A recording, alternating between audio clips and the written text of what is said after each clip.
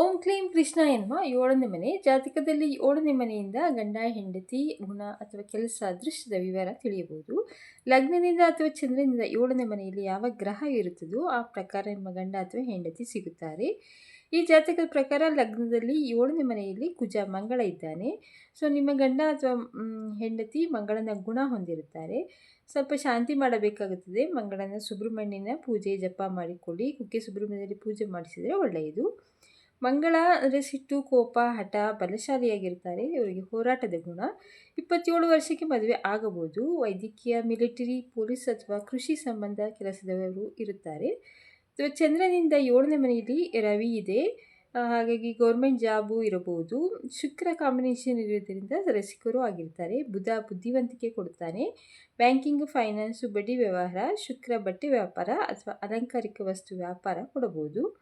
ಶುಕ್ರ ಕರ್ಕದಲ್ಲಿ ಇದ್ದಾನೆ. ಇದರಲ್ಲಿ ಈ ಜಾತಕದ ಪ್ರಕಾರ ಅದರಿಂದ 2 ಮದುವೆ ಆಗಬಹುದು. ರವಿ ದುಃಖ ಕೊಡ್ತಾನೆ, ಆದರೆ ಚತುರ ಮಾತುಗಾರಿಕೆಯನ್ನು ಕೊಡುತ್ತಾನೆ. 7ರಲ್ಲಿ ಶುಕ್ರ ಇದ್ದರೆ ಬೇಗ ಮದುವೆ ಆಗುತ್ತಾರೆ.